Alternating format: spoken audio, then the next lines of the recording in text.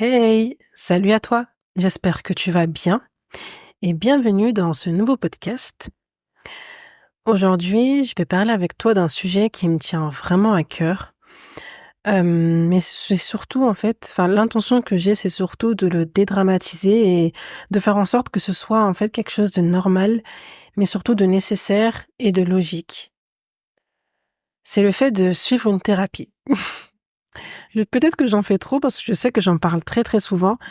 Mais pour être honnête, c'est, une décision qui a changé beaucoup de choses dans ma vie, autant intérieurement qu'extérieurement. Parce qu'en fait, je me suis toujours dit qu'à partir du moment où j'allais être à peu près à l'aise financièrement, enfin à l'aise dans le sens où j'allais avoir un revenu assez régulier, eh bien, je m'étais fait la promesse que j'allais suivre une thérapie parce que je savais que j'avais beaucoup de choses à régler en moi, beaucoup de choses à travailler, beaucoup de choses à changer. Et grâce à Dieu, j'ai pu justement, sauter le pas. Donc j'ai commencé à suivre une thérapie, hem, en mai 2024, si je me trompe pas, pour diverses raisons. Mais c'est surtout parce que j'allais pas bien à l'intérieur de moi. Je suis une personne de base hyper anxieuse, qui pense énormément, qui réfléchit énormément et hem et qui parfois peut manquer d'estime d'elle et de confiance en elle. Et puis aussi, je pense qu'on a tous eu des épreuves dans notre jeunesse ou même là actuellement et ça joue forcément dans notre manière d'être et dans notre manière aussi de se comporter avec nous-mêmes et dans notre discours intérieur. Et pendant très longtemps, j'avais un discours très, très, très négatif envers moi-même. Je me critiquais beaucoup, je m'insultais beaucoup, j'étais super dure. Et en fait, il y a dur et dur. Il y a dur dans le sens où tu te connais et tu sais que tu veux te surpasser et donner le meilleur de toi-même pour avancer et réussir. Et il y a dur malheureusement dans le côté un peu plus négatif où tu te rabaisses, où, tu très, tu très dur avec toi-même et tu manques de bienveillance. Et en fait, en prenant du recul sur tout ça, je me suis rendu compte que si je me comportais avec quelqu'un de la même manière que je me comporte avec moi, eh ben, c'était vraiment une absence totale de bienveillance, une absence totale de gentillesse, une absence totale d'amour surtout. Et donc bref, il y avait beaucoup de choses qui ont fait que j'ai commencé cette thérapie et hem et en vrai, dès les premières séances, c'est comme si des portes s'ouvraient. C'est comme si une bénédiction, était venue à moi et que j'avais juste à avancer, à continuer de travailler sur moi, à continuer de travailler sur ces points négatifs que j'avais au fond de moi et en fait, plein de portes s'ouvraient et c'est comme si aussi j'étais remplie de baraka, de bénédictions, en fait. Parce que, je pense que vraiment l'année 2024, c'était une année, mais incroyablement forte émotionnellement parlant. Mais c'est surtout une année où je me suis enfin sentie vivre. Je me suis sentie rayonner, je me suis sentie lumineuse, je me suis sentie en paix, je me suis sentie moi-même et puis surtout, il y a eu énormément de belles choses qui sont venues à moi, autant des personnes, autant des projets, autant, c'est vraiment en fait énormément de belles choses qui sont venues à moi sans que j'ai eu à forcer. Et c'est ça qui est beau et qui me touche encore actuellement, c'est que j'ai rien forcé. J'avais des rêves plein la tête, j'avais des rêves plein le cœur et comme j'aime le dire, quand tu aimes quelque chose profondément, eh ben, tôt ou tard, tu vas l'obtenir. Et j'ai l'impression, en fait, que c'est vraiment ce qui s'est passé, autant au niveau de mes rencontres, autant au niveau de mes projets. C'est des choses et des personnes que j'aime énormément et en fait, au fil du temps, au fil des mois, au fil des semaines, notre relation, elle fait que s'améliorer. Mes projets, ils font que se concrétiser. Même ils s'améliorent. Même, il y a des choses que je n'aurais même pas imaginé qui se sont arrivées. Enfin, je prends un exemple, hein, mais le podcast d'Eloquentia Lyon, d'ailleurs, faut l'écouter. C'est pas quelque chose que j'avais, «manifesté» entre guillemets ou alors que j'avais visualisé. Mais c'est un projet qui m'a été proposé. On m'a proposé d'en faire partie, tu vois? Et aujourd'hui, j'ai la chance de pouvoir, heu, bah, ouais, le mener petit à petit, enfin le mener à mon échelle, tu vois? Pareil pour l'association Eloquentia Lyon. Enfin, comment dire? C'est une association vraiment qui me touche profondément. Vraiment, pardon, j'ai pas pleuré, mais j'ai toussé. C'est vraiment une association, moi, qui me touche profondément et que j'aime du plus profond de mon cœur. Et en octobre 2024, j'entre en tant que bénévole, mais j'ai aussi le rôle de trésorière. Et quelques mois après, je deviens la présidente de cette antenne. Et ça, par exemple, jamais, mais jamais je ne l'aurais imaginé. Et c'est fou parce que c'est une association que j'aime beaucoup. Les personnes qui sont bénévoles, je les aime énormément. Et en fait, j'aurais jamais cru qu'il y aurait une telle confiance qui se serait créée pour que l'on puisse me faire confiance et pour ce poste, en fait. Et autant pour les autres membres du bureau, moi, j'ai confiance en elles autant qu'elles ont confiance en moi. Et je trouve qu'en fait, cette relation de confiance, ces relations amicales, en fait, c'est des bénédictions. Et j'ai l'impression qu'en fait, toutes ces bénédictions qui me sont arrivées durant cette année 2024, c'est un cadeau que Dieu m'offre. Ce sont des cadeaux que Dieu m'offre parce que, enfin, c'est en tout cas mon interprétation personnelle, parce que j'ai fait le choix de travailler sur moi. Enfin, moi, c'est vraiment comme ça que je le vois.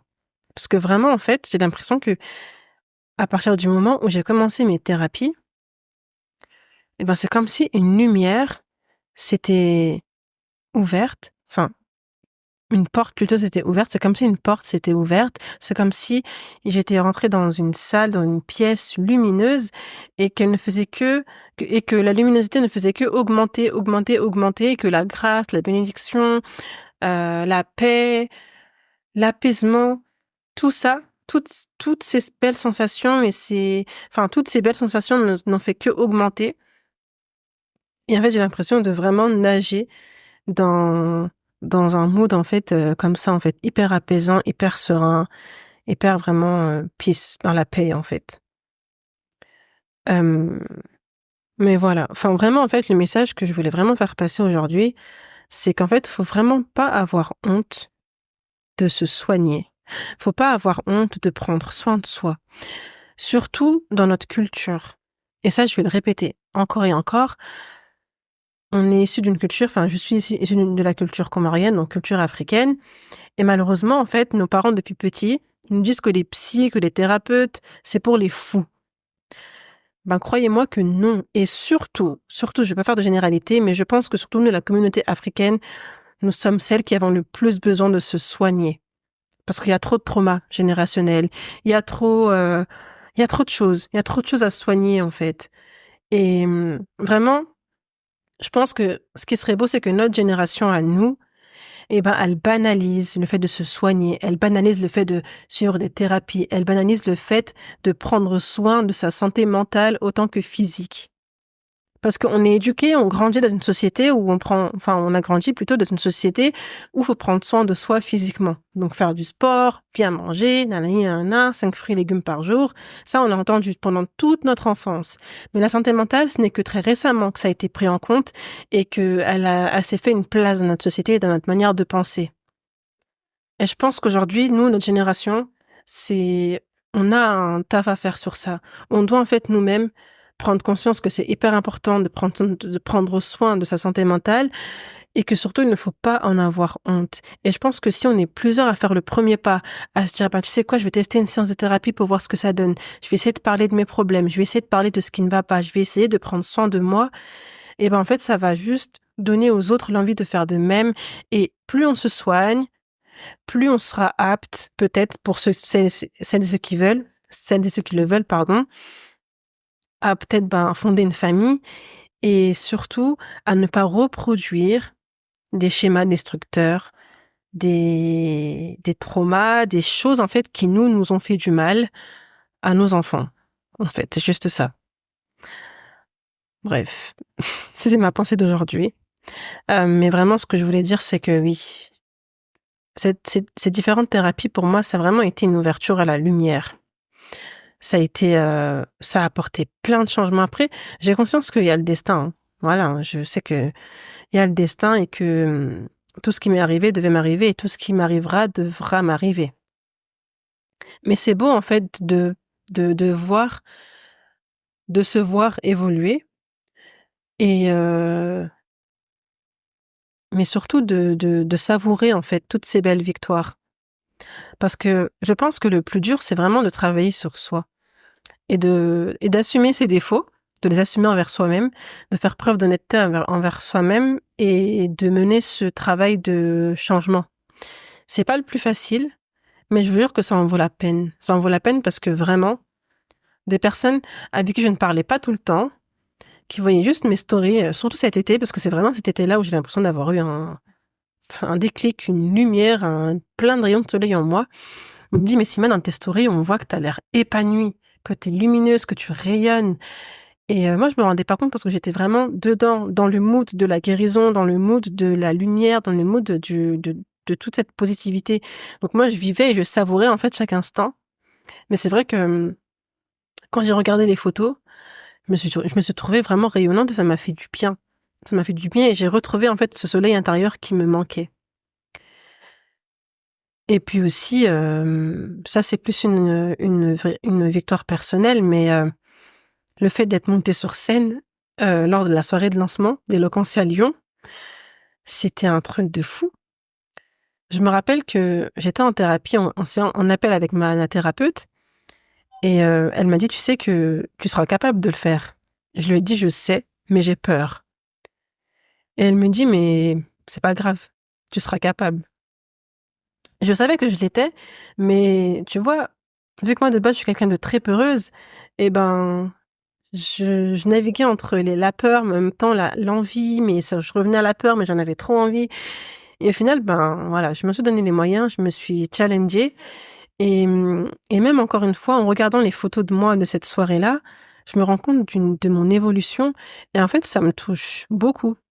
C'est super touchant de se voir évoluer, de se voir grandir, de se voir changer. Et, euh, et moi, en fait, ça apporte une fierté, tout en restant humble. Ça, c'est la règle. Mais ça fait toujours un truc de se voir changer, de se voir évoluer, de se voir grandir. Et mais oui, mais voilà. Enfin, c'était très spontané ce podcast, mais je tenais vraiment à le faire parce que c'est une promesse que je me suis faite aussi. Je me suis dit que j'allais faire un épisode sur les bienfaits de la thérapie et que surtout je veux que toi qui m'écoutes, eh ben si tu as envie d'en faire une, te pose pas 1000 questions, juste fonce. Parce que parfois on se pose trop de questions et en fait le temps que l'on prend à se poser des questions, c'est du temps qu'on perd à se soigner. C'est du temps qu'on perd à prendre soin de soi. Donc vraiment, en fait, te pose pas de questions, lance-toi et et laisse-toi en fait, laisse-toi aller dans ce cheminement parce que c'est un vrai cheminement. Vraiment, je pense que tu dois te laisser aller et tout ce que tu auras à faire, ce sera travailler sur toi et je te mens pas, ça va être difficile parce que ça va être, changer tes croyances, ton système de croyances, changer tes habitudes mentales, les remplacer. Enfin, un exemple tout bête, mais maintenant, Dieu merci, j'ai arrêté de mal me parler. Avant, je me critiquais, mais à fond, c'était des insultes dans ma tête. Mais aujourd'hui, il n'y a plus rien. Parce que j'ai fait un travail et c'était vraiment pas facile. Parce que c'est changer une habitude que tu as créée dans ton cerveau, dans ta manière de fonctionner. C'est arrêter de s'insulter, arrêter de se critiquer, arrêter de se rabaisser. Et en fait, tu vas remplacer tes paroles négatives par des paroles positives. Je trouve que j'essaye d'être le plus terre à terre possible, d'être le moins dans l'interprétation. Et ce qui m'aide aussi, c'est le fait d'écrire ce que je ressens et de surtout rester accroché à la réalité et non pas à mes interprétations dans ma tête. Mais ça encore, c'est dur. C'est super dur à faire, mais ça en vaut la peine. Et le fait de me voir évoluer et de me voir que à l'intérieur, ça cogite, ça travaille, ça bouge, en fait, ça m'apporte du sens et ça me fait du bien. Ça apporte du sens à mon existence. Donc vraiment, si tu veux suivre une thérapie, que tu sois un homme ou une femme, et je le précise, parce que je pense que chez les hommes, c'est encore peut-être tabou, ou alors, je sais pas trop, je sais vraiment pas trop, mais que tu sois un homme ou une femme et que tu m'écoutes, prends soin de toi.